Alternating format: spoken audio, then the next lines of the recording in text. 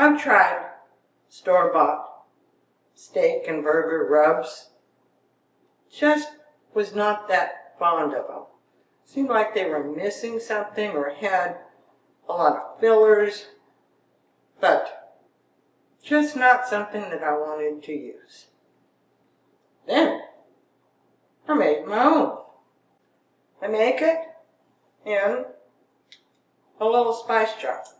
It makes 3 tablespoons, and that's really all I need at one time.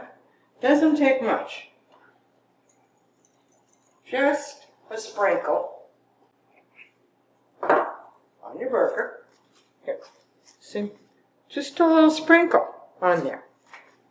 Rub it on there, put it in your frying pan, brown them real good, or put them on the grill. They're really good. For a steak, a little bit more than that. Rub it in and let it sit for several hours, and those flavors go right through. My steak and burger rub. 1 tablespoon of brown sugar, 0 sodium. Half a teaspoon of black pepper, 0 sodium.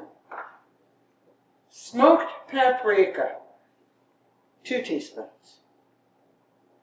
No sodium today. Depends. Some days when I look it up, it says 1.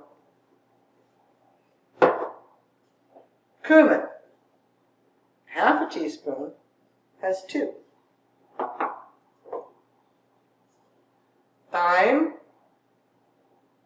a half a teaspoon, has 0. Garlic powder, 1 teaspoon, has 2. Ground mustard, a half a teaspoon, has 0.5. Onion powder, 1 teaspoon, has 2.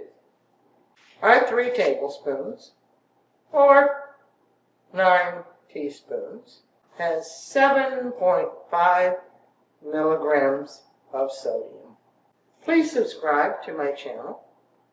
Click on the little bell, and every Friday when I post a new low sodium tip to help you lower that sodium, or post a low sodium recipe, you'll hear a little ding, and then you can say, okay, I wonder what Judy's doing today. Go look and see.